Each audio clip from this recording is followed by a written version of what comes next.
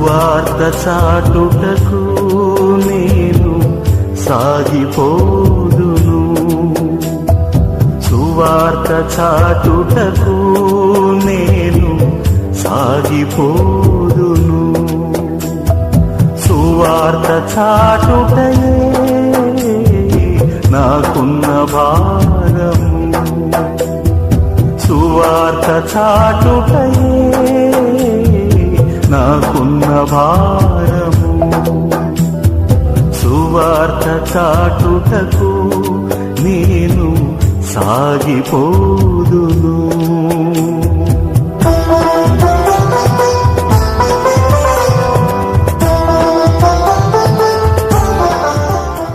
హల్లెలూయా హల్లెలూయా హల్లెలూయా. మనను ప్రేమించి నేను ఆహ్వానించిన దైవజనులకు దైవజనులకు హృదయపూర్వకమైన వందనాలు. దైవ సంఘానికి కూడా క్రీస్తు నామంలో వందనాలు. హల్లెలూయా. చాలా చక్కగా మీరు పాటలు పాడుతున్నారు, చాలా సంతోషం. మీరు పాడుతుంటే నేను కూడా ఒక పాట పాడాలనిపించింది. ఒక పల్లవి ఒక శరణమే పాడతా ప్రియులారా. ఎందుకంటే దేవుణ్ణి మనం ఆరాధించడం ద్వారా ఎంతో ఆయనకి మహిమ చెల్లించగలుగుతాం. హల్లెలూయా. చేతులు ఉన్న వాళ్ళందరూ చప్పట్లు కొట్టి ప్రభువుని మహిమపరచుదాం. హల్లెలూయా. నా ప్రాణం నీ పాదములే కోరుచున్నది, తల వంచి సన్నిధిలో వదగాదన్నది. నా ప్రాణం నీ పాదములే కోరుచున్నది, తల వంచి సన్నిధిలో వదగాదన్నది. ప్రాణప్రియుడా నా యేసురాజా, ప్రాణప్రియుడా నా యేసురాజా, ప్రాణములో ప్రాణమై ఉండు రాజా, ప్రాణములో ప్రాణమై ఉండు రాజా. నా ప్రాణం నీ పాదములే కోరుచున్నది, తల వంచి సన్నిధిలో వదగాలన్నది.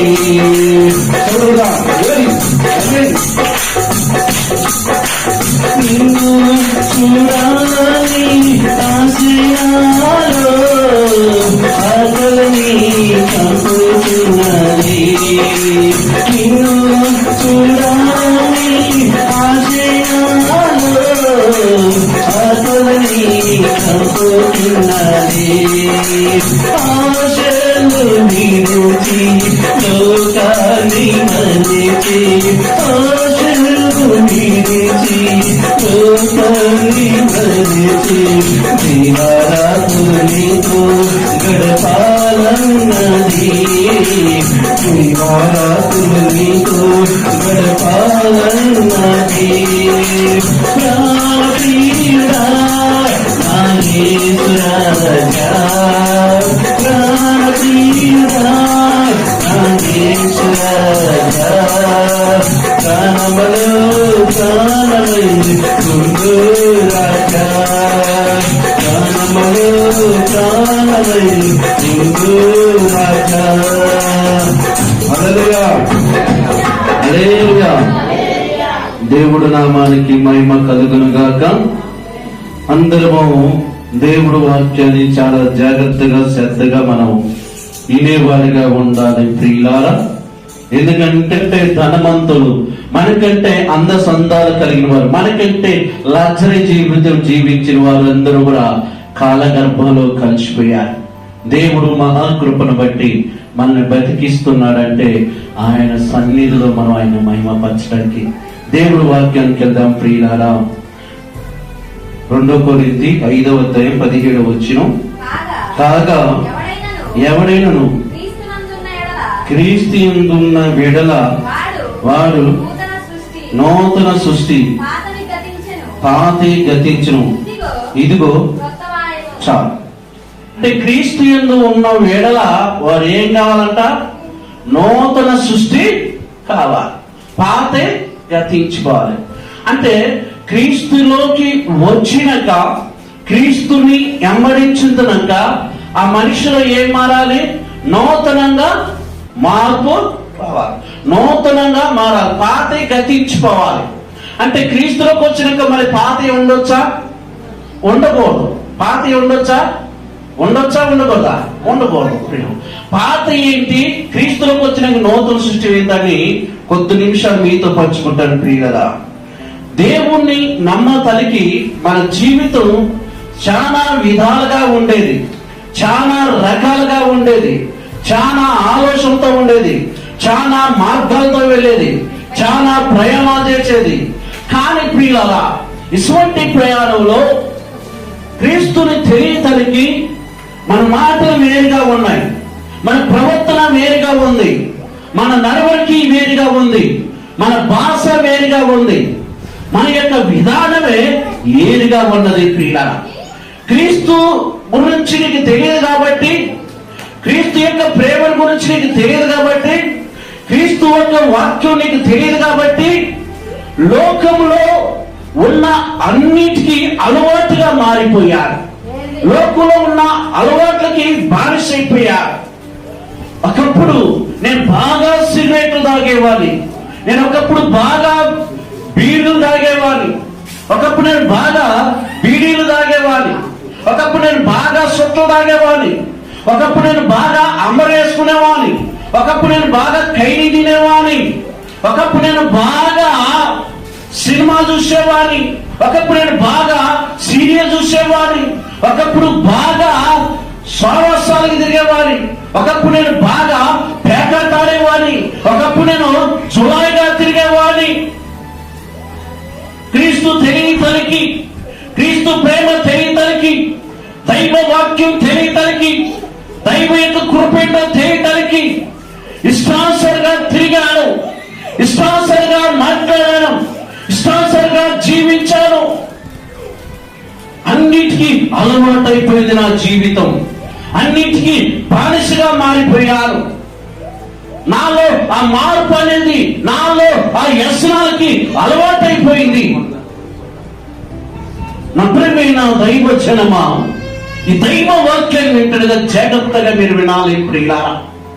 ఎందుకంటే పరిశుద్ధాత్మ దేవుడు వాక్యం ద్వారా, దైవజనుల నోటుకుంట ద్వారా మాట్లాడుతున్నానంటే ఒక్కసారి మన జీవితాలు ఎలా ఉన్నాయి అనేది మనం ఆలోచించుకోవాలి. క్రీస్తు తెలియతలికి ఎన్ని చేశావు? దొంగతనం చేసావా? మనుషులను మోసం చేసావా? అబద్ధాలు ఆడావా? ఇష్టానుసారంగా తిరిగావు, ఇష్టానుసారంగా జీవించావు. కానీ ఎప్పుడైతే ఒక మనిషి క్రీస్తులోకి వస్తున్నాడో, ఎప్పుడైతే క్రీస్తు యొక్క ప్రేమలోకి వస్తున్నాడో, ఆ వ్యక్తి ఎలా ఉండాలంట? నూతన సృష్టిగా మారాలి. చెప్పబడదా ప్రియులారా? నూతన సృష్టిగా మారాలి. నీలో పాత ఉండకూడదు, నీలో పాత స్వభావం ఉండకూడదు, నీలో పాత అలవాట్లు ఉండకూడదు, నీలో పాత బుద్ధులు ఉండకూడదు. చెప్పబడదా ప్రియులారా? ఎందుకంటే ప్రియమైన సహోదరి సహోదరులా, మళ్ళీ మీకు వాక్యం అర్థం కంటే చెప్తా. కాగా ఎవరైనా క్రీస్తు యందు ఉన్న వేళ వాడు నూతన. నువ్వు క్రీస్తులో ఉండాలి అంటే, క్రీస్తు యొక్క ప్రేమలో ఉండాలంటే నీలో ఏం పని చేయకూడదు? ఏం పని చేయకూడదు? క్రీస్తు యందు ఉన్న ఎడల నీలో పాతని పని చేయకూడదు, నీలో పాత స్వభావం ఉండకూడదు, నీలో పాపపు అలవాట్లు అసలు ఉండకూడదు. ఎందుకంటే నువ్వు క్రీస్తుని ధరించుకున్నవాడిని, క్రీస్తు ప్రేమని ధరించుకున్నవాడు. ఎవరైనా నేను కాసేపు సినిమా చూసేద్దామంటే నేను దేవుణ్ణి నమ్ముకున్నాను అని చెప్పే విధంగా ఉండాలి. రామ్మా ఎప్పుడు అదే ప్రార్థన, అదే గారు, అదే సంఘం, అదే మందిరంగా రా, ఈ ఆదివారం బాబోతే పనికి పోదాలంటే లేదు, నేను క్రీస్తు ప్రేమను కలిగి ఉన్నాను, నేను మందిరానికి వెళ్ళాలని చెప్పే విధంగా ఉండా. ఎవరైనా వచ్చి దాని బీసాలు టైం పాస్ కి ఒక ఆకుకోట రైతు, పుల్లుకోట రైతు నేను ఇప్పిస్తానా కానీ ఫ్రీగా ఇప్పిస్తానని పోయి తాగటం కాదు. నేను క్రీస్తును కలిగి ఉన్నాను కాబట్టి దాన్ని నేను ఎప్పుడో విడిచిపెట్టాను అని చెప్పగలరా? ఎవరైనా ప్రియుల భర్త భార్యలో గొడవ పెట్టుకుంటుంటే ఆయనకి ఎగేసి, ఆయనకి ఎగేసి, ఏమికి ఎగేసి ఏ వెరగినట్టుగా పిల్లలు గొడవ పిల్లలు కూర్చోడం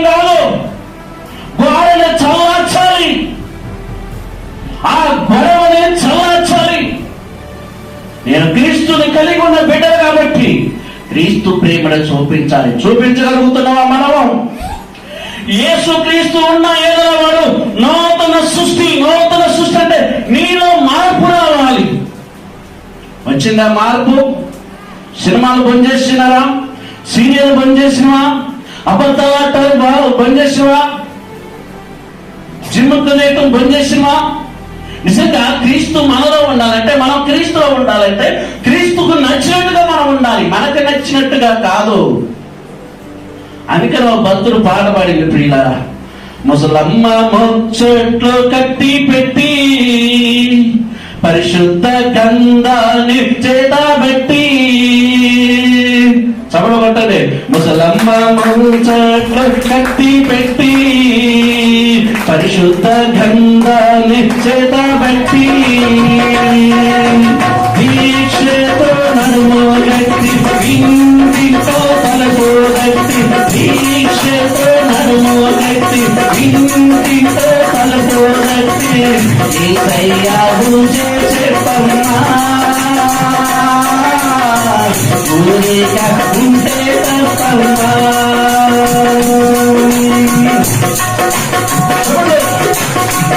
ఈ ఇంటి సంగతులన్నీ ఆ ఇంటికి మోసేవమ్మా, ఒరిగింటి విషయాలన్నీ సాటి వేసేవమ్మా. ఈ ఇంటి సంగతులన్నీ ఆ ఇంటికి మోసేవమ్మా, ఒరిగింటి విషయాలన్నీ సాటి వేసేవమ్మా.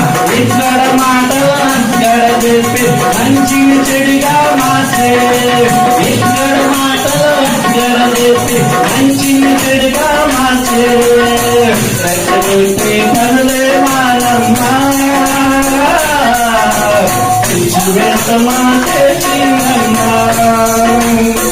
అలలేరా ఊరికినే ఉంటే తప్ప అంటాం, మరి గుడికి రాకపోతే ఎంత తప్పో చూడాలి, అవునా కదా?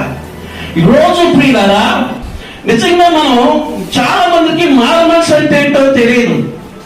మన మారు మనసు గురించి చాలా మందికి తెలియనట్లా. అందుకనే మారు మనసు గురించి దేవుడు ఏం చెప్తారంటే, క్రీస్తు యందు ఉన్న వేళ వాడు నూతన సృష్టి, పాతయే ఏం చేయాలి? పాత కొన్ని కావాలంటే కొన్ని వదులుకోవాలంట మనం, అవునా? దైవ బిడ్డలు కాబట్టి క్రీస్తు యందు మనం ఏం కావాలంట? నూతన సృష్టి. అయితే ప్రియులారా, బైబుల్ అలా ఒక వ్యక్తి అయిందండి ప్రియులారా. నూతన సృష్టిగా ఎలా మారిందో, ఆ మారినాక ఆ మనసు ఎలా ఉందో ప్రియులారా, ఆ పేరైతే రాయబడలేదు కానీ ఆ గురించి దేవుడు గొప్పగా రాయించిండు ప్రియులారా. మనందరూ తెలిసిన మాటే యోహాను సువార్త 4వ అధ్యాయములో 9వ వచనం 10వ వచనం కనపడింది ప్రియులారా. యాకోబు బావి దగ్గరికి సమరయ స్త్రీ వచ్చింది. ఎవరు వస్తారంట? సమరయ స్త్రీ వచ్చింది. ఎన్నింటప్పుడు వస్తుంది? 12 గంటలప్పుడు వస్తుంది. ఎక్కడికి వస్తుంది? యాకోబు బావి దగ్గరికి వస్తుంది. యాకోబు బావి దగ్గరికి ఎందుకు వస్తుంది? నీళ్లు చేదుకోవటానికి వస్తుంది. నీళ్ళు ఎప్పుడు చేదుకుంటాం మనం? చేదుకుంటే పొద్దున పూట చేదుకుంటాం, లేకపోతే సాయంత్రం పూట చేదుకుంటాం. కానీ ఏంటి, ఏమో మధ్యాహ్నం పూట ఎందుకు వస్తుందంటే, ఎవరు లేని సమయంలోకి వచ్చి ఎవరు లేనిది చూసి నీళ్లు చేదుకోవటానికి వస్తుంది. ఆమె భయంకరంగా ఆ పట్టణంలో, ఆ ప్రాంతంలో భయంకరంగా పాపంతో నింపబడ్డది. భయంకరంగా మనుషులని మోసం చేస్తుంది ప్రియులారా. అలా ఒక 5గురిని ప్రియులారా కుర్రల్ని పడేసింది ప్రియులారా. 5గురిని కూడా మెయింటైన్ చేస్తున్నటువంటి ఒక స్త్రీ ప్రియులారా. అటువంటి స్త్రీకి దేవుడు యాకోబు బావి దగ్గరకు వచ్చి ఆమె గురించి చెబుతున్నాడు. ఆమె గురించి మాట్లాడుతుంటే ప్రియులారా, ఆమె నీళ్లు చేదుకోవటానికి వచ్చిన ఆమె ఏమైందంటే యేసు మాటలు హృదయంలోకి చేర్చుకుందంట. చెప్పకూడదామా ప్రియులారా? యాకోబు బావి దగ్గరికి యేసు ప్రభు ఎందుకు వచ్చిందంటే ఆమె బతుకును మార్చడానికి వచ్చిండు, ఆమె జీవితాన్ని సరిచేయడానికి వచ్చిండు. ఆ పట్టణంలో, ఆ ప్రాంతంలో, ఆ గ్రామంలో విలువ లేకుండా, మంచి పేరు లేకుండా, మంచి జీవితం లేకుండా జీవిస్తున్నటువంటి సమరయ స్త్రీని మార్చడానికే యేసు క్రీస్తు ఆ యాకోబు బావి దగ్గర మధ్యాహ్నం పూట నిలిచిపోయాడు ప్రియులారా. యేసు మాటలు విన్నాక, నీళ్లు చేదుకోవటానికి వచ్చినావా, నీళ్లు చేదుకోవటం విడిచిపెట్టి ఎక్కడికి వెళ్తే ప్రియులారా ఆ గురించి అంతా చెప్పిండు. ఆమె హిస్టరీ అంతా చెప్పిండు, ఆమె క్యారెక్టర్ అంతా చెప్పిండు. చెప్పినాక ఇది నీకు ఎలా తెలిసింది? ఎవరికి తెలియకుండా నేను చేసిన అన్ని కూడా నువ్వు చెప్తున్నట్టే నువ్వు ప్రవక్తవా, మెస్సయ్యా అని చెప్పి ఏమైనా నా గురించి చెబుతున్నాడన్న వెరిగి ఆమె ఏం చేసింది తెలుసా ప్రియులారా? నీళ్ళు చేదుకోవటానికి వచ్చినావా, బాయి కడ కొండ విడిచిపెట్టి గ్రామంలోకి వెళ్ళిపోయింది. చెప్పడం కదా ప్రియులారా? అలాగే గ్రామంలోకి ఎందుకు వెళ్ళిపోయింది? గ్రామంలోకి ఎందుకు వెళ్ళిపోయింది అంటే ప్రియులారా, ఇదిగో ఒక వ్యక్తి యాకోబు బాయి దగ్గర ఉన్నాడు, నా గురించి నేను చేసినన్ని కూడా ఆయన చెబుతున్నాడు, ఒకసారి చూద్దూరు రండి, ఒకసారి విందూరు రండి. ప్రియులారా, ఆ యాకోబు బాయి దగ్గర కంట పట్టణంలోకి వెళ్ళంట. అంతకుముందు ఎవరైనా చూస్తే ఏమనుకుంటారో అనుకున్నావా? ఎక్కడికి వెళ్తుందంట ప్రియులారా? ఇంటింటికి. హల్లెలూయా, హల్లెలూయా. ఇంటింటికి వెళ్ళి ఏం చేస్తుందంట చెప్పండి? తలుపు తట్టి ఏం చేస్తుంది? ఎవరి గురించి చెప్తుంది అంటే ప్రియులారా, ఏం మర్చిపోయింది అక్కడ? బాయికల కొండను మర్చిపోయింది, నీళ్ళను మర్చిపోయింది. యేసయ్య చెప్పిన మాటలు మాత్రం ఆమె హృదయంలో ఉన్నాయి. ఆమె హృదయంలో ఉన్నాయి కాబట్టి ఆమె గ్రామంలోకి వెళ్ళి అప్పటిదాకా తలదించుకున్న బతికినావా, మనుషులకి కారణకుండా జీవించినావా? ఎప్పుడైతే యేసయ్య మాటలు ఆమె హృదయంలోకి వచ్చినాయో ధైర్యం తెచ్చుకొని ఇంటింటికి వెళ్ళి ఆమె యేసు గురించి చెప్పడం ప్రారంభించింది. యాకోబు బాయి దగ్గర మెస్సయ్య వచ్చాడు, ఇదిగో నా గురించి అని చెప్తున్నారు, మీరు రండి అని ప్రియులారా ఆమె చెప్పటం ప్రారంభించింది. నిజంగా ప్రియులారా, ఆమె జీవితం మారినాక ఆమె చేసిన పని ఏంటో తెలుసా ప్రియులారా? తన గ్రామాన్ని కూడా రక్షించడానికి, తన పట్టణాన్ని కూడా రక్షించడానికి, తన తోడబుట్టిన వారిని కూడా రక్షించడానికి, వారి యొక్క జీవితాలను సరిచేయడానికి, వారి కుటుంబాలను కట్టడానికి, ఆగమైపోతున్న బతుకులను మార్చడానికి, పాపంలో పడిపోతున్న జీవితాలను తిరిగి నిలబెట్టడానికి సమరయ స్త్రీ తీసుకున్న నిర్ణయం ఎంత గొప్పది. చెప్పండి కదా ప్రియులారా?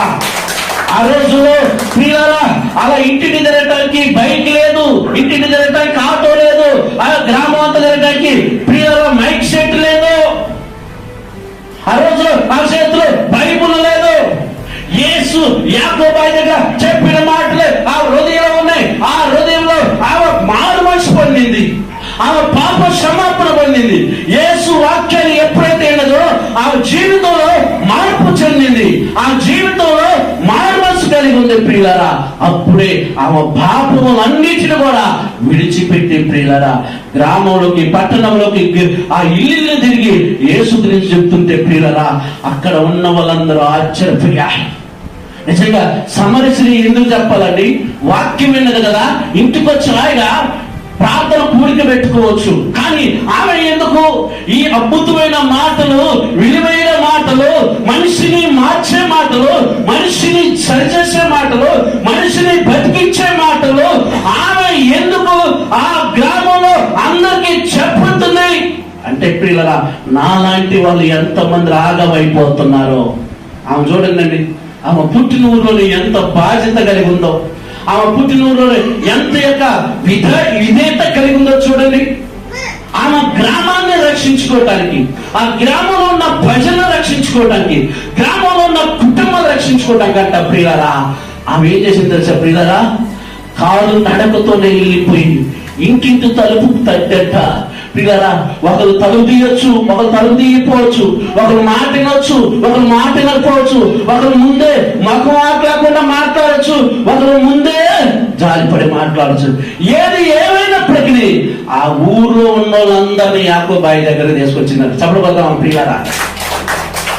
ఒక స్త్రీ క్రీస్తుయందు మాటలు విని క్రీస్తులోకి వచ్చినాక, క్రీస్తు రూపాన్ని ధరించుకున్నాక, తన పాపాలు ఇచ్చిపెట్టినాక తన గ్రామానికి ఏం తెచ్చిందంటామా? ఏం తెచ్చిందంట? సువార్తను తెచ్చింది. ఆ సువార్త ద్వారా రక్షణ తెచ్చింది. మనం ఎన్ని సంవత్సరాల నుంచి వాక్యాన్ని వింటున్నామో, ఎన్ని సంవత్సరాల నుంచి మనం పాటలు పాడుతున్నాం, ఎన్ని సంవత్సరాల నుంచి మనం ప్రార్థన చేస్తున్నాం, ఎన్ని సంవత్సరాల నుంచి దైవ మందిరంలో, దైవ సంఘంలో, దైవ ప్రేమలో మనం వెతుకుతున్నాం. ఆ స్త్రీ మారిందంటే ఆమె సాక్ష్యం మనకు కనపడుతుంది. ఆమె దేవుడిలోకి మార్చబడదంటే ఆమె జీవితం మార్చబడింది. తిరిగి ఆమె యేసు నుంచి వెళ్ళినాక ఆమె పాపం చేయలేదు, తిరిగి పాపానికి మళ్ళీ దారి చూపించలేదు. తన పట్టణంలో ఉన్న వారందరంట 2 రోజులు యాకోబాయి దగ్గరికి తీసుకొచ్చి 2 రోజులు దేవుడు వారికి అందించిందంట అండి. ప్రియుల చెప్పబడదాం ఒకసారి. పాంప్లెట్ లేదు, పోస్టర్ లేదు, పబ్లిసిటీ చేయలేదు, మనలాగా మైకులు లేవు. ఒక్క స్త్రీ ఆ రోజులో టెక్నాలజీ లేకపోయినా జీవితం బాగలేదండి అందరూ ఊసేవాళ్ళు ఊసినా, దూషించేవాళ్ళు దూషించినా ఆమె అనుకున్నది ఒకటే, నేను కలిగి ఉన్న రక్షకుని, నేను కలిగి ఉన్న మాటలను నా ప్రజలకు చెప్పాలి అని ప్రియులారా యాకోబాయి దగ్గరికి వాళ్ళందరూ నడిపించిందంట. మనం ఎంత మంది నడిపిస్తున్నాం నా ప్రేమైన జనమా? నిజంగా మనం నిజంగా మానవ మనసు పొందినవా? నిజంగా క్రీస్తులు మన నూతన సృష్టిగా మారినవా, మారలేదా? ఏదో ఒక ఆదివారం వచ్చి వెళ్ళిపోతున్నాం, తర్వాత మన జీవితం ఎలా ఉంటుంది, మన విధానం ఎలా ఉంటుందో ఒకసారి ఆలోచన చేయాలి ప్రియులా. ఎందుకంటే ప్రేమైన సహోదరా, నువ్వు క్రీస్తులో ప్రియులరా, యేసుక్రీస్తు యందు నువ్వు నూతన సృష్టిగా మారకపోతే నువ్వు పాత అలవాట్లోనే నువ్వు ఉన్నట్టు. నువ్వు పాటలు పాడవచ్చు, నువ్వు ప్రార్థన చేయవచ్చు, మంచిగా బైబుల్ చదవచ్చు, మంచిగా నువ్వు ప్రియులరా చప్పట్లు కొట్టచ్చు, దేవుడు పరిచయం చేయొచ్చు, కానీ నీలో పాత అలవాట్లు అవి వదులుకున్నవా, అవి ఫాలో అవుతున్నవా? ఒక్కసారి ఆలోచన చేయండి.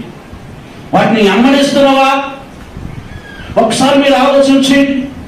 ఈ స్త్రీ ఏం చేసిందంట? తన పట్టణానికి సువార్తను తెచ్చింది. మరి మన జీవితం, మన కుటుంబం, మన పరిస్థితి ఆ రోజుల్లో ప్రియులరా ఆమె తీసుకుని ఎంత అద్భుతమైన చూడండి. ఈరోజు మనకి సైకిల్ ఉన్నాయి, బైకులు ఉన్నాయి, కార్లు ఉన్నాయి, ఆటోలు ఉన్నాయి. మనం ఏం చేయగలుగుతున్నాం? ఆ క్రీస్తు ప్రేమను బతుకున్న మనం, ఆ క్రీస్తు యొక్క శక్తిని బతుకున్న మనం ఏం చేయగలుగుతున్నాం? అందుకనే బైబిల్లో ఒక మంచి మాట ఉందండి ప్రియులారా. చూద్దాం, మత్తయి సువార్త చూడండి ప్రియులారా, 3:6 వచ్చిన చూడండి ప్రియులారా, చక్కగా తెలియపరచబడింది. మత్తయి సువార్త 3:6 ప్రియులారా,